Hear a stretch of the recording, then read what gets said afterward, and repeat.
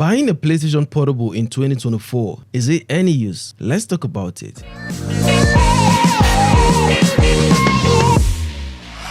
Hey guys, King Tech here. Honestly, the PlayStation Portable is the OG of handheld game console in my opinion. It's hands down one of the best console ever released by Sony. I mean, it just works. This was a device that was way ahead of its time when it was released way back early 2000s. Because I mean, just look at it. Does this look like a device that is over 10 years old at this point? Absolutely not. It feels and looks like a device that was released in the last 5 years. You definitely would agree with me on this one. And just a little history in case you did not know, the PlayStation Portable was released in 2005 but was first released in 2004 in Japan only, and then in 2005 for everybody else including those in the PAL region. This device sold a whopping 80 million units before it was discontinued in 2014, and for reasons best known to Sony. But then there were words going around that the PlayStation Portable was actually made to rival Nintendo's handheld that was dominating the market at the time. Talking about Nintendo's popular Game Boy consoles. And because it failed to do that, it was then discontinued. So we're looking at a game console that is over 10 years old at this point, and it still functions excellently well. Besides you gaming with this guy,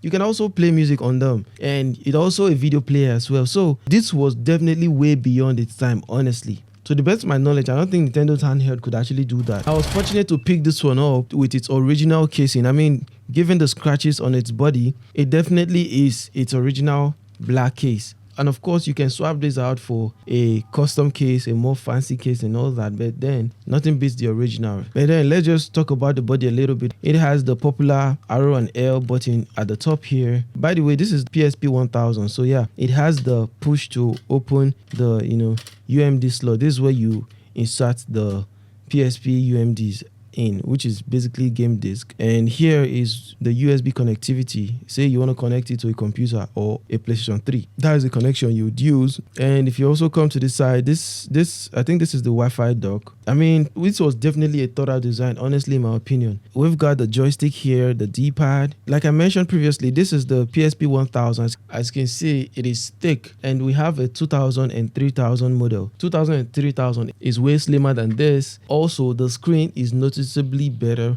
than the one on the 1000. One main complaint a lot of people have with the 1000 model is that the joystick breaks at a certain point on the 1000, but these problems was fixed with the 2000 and 3000 models. But I barely play 3D games, so I honestly do not care much if the joystick works or fails, although this one still works fine though. And yeah, and I've been playing loads of games on this guy for the past few weeks. Honestly, whenever I have a free time, I just whip it out and I'm there just playing something because it's just it's just interesting. So is it worth it picking up a PlayStation Portable in 2024? It is 100% worth it, and you can also pick one up online for dirt cheap. Of course, because it has been discontinued, you can't get a brand new one from anywhere. You'd only get new and refurbished, so don't expect to get a brand new device. Even though it looks brand new, the casing will probably has been swapped out. So yeah, talking about the difference between the 2000 and 1000 and 3000 models, the 1000 models has a big ring like this.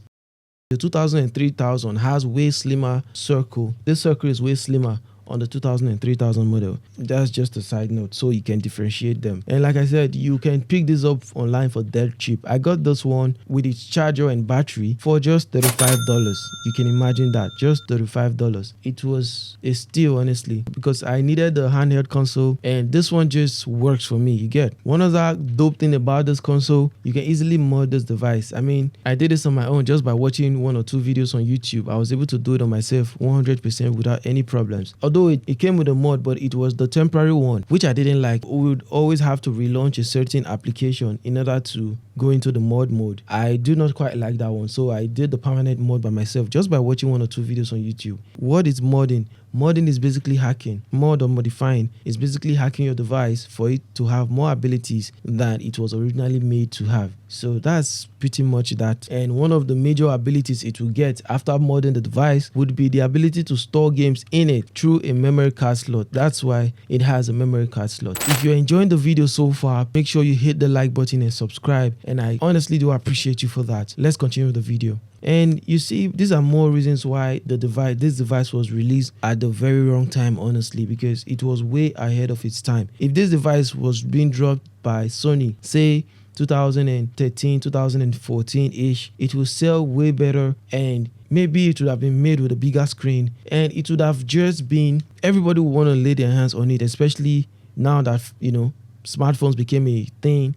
And so, yeah, I particularly love playing Nintendo's retro classics. Mario Kart, Super Mario, all types of Super Mario. Those were my favorite way back in the day. And especially Pokemon, bruh. I'm not sure there's anybody in the retro game era that did not love Pokemon. Pokemon was an all-time classic, I swear to God. And that's what I play often here. Like I mentioned, this is a modded device, so I have emulators installed on it and games downloaded to it. One of the many reasons why I got the PlayStation Portable, you could just slip this in your back pocket and you're good to go. I mean, when comparing this with my iPhone, you can see that the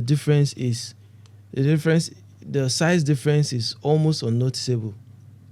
As you can see, the difference is really minimal. So this can actually enter into your back pocket easily without it disturbing you, as opposed to, say, a bigger console that is bigger than this. So yeah, portability was one thing for me when I was looking out for a console to pick up. Although the battery is one other thing you definitely have an issue with, say you want to be outdoors for a long time, because on a single charge you can get up to 2 hours of gameplay. Now that will vary from device to device, because, well, we are all getting this console used, and you either be getting a fake third-party battery or a super used battery from its multiple previous owners, in which case performance would definitely vary. One way I came up with to get longer gameplay hours was a little DIY I came up with. And what you need a second charging adapter that would have to cut a part from, and you need a power bank. And lastly, we'll need a USB cable and probably a little tape just to fix things back. So what you want to do is cut off the adapter head and attach it with a USB head like this. Some USBs have 4 wires inside. 2 are for data transfers, and I think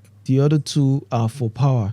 So you want to find the one that is for power and attach those together. You can also check around maybe on Amazon, eBay, to get a cable that is already built like this. I think you can find one, but then I had to DIY my own, just as you can see. And because the PSP bypasses its battery when plugged in, you just need to plug it into the power bank or a laptop if it's close by to you when the battery is low or out. And if you check through the battery information, we can see that the PSP power source is external. It isn't charging though, but it is powered via the power bank. So yeah, that is one way you could use to, say you're on a long trip or something. That is a way you could get a longer gameplay time. And this is what I do often, especially when I forget to charge the battery or the battery runs out because I left it in the drawer for too long. And yeah, that's how I enjoy my PlayStation Portable. Every now and then, whenever I have the time for it. It's just so satisfying gaming on this device, no jokes. And that's about it for this video, guys. If you have any questions about anything, do leave it in the comments below, and please make sure you hit the like button and subscribe. And that is about it for right now, and I will catch you on the next one.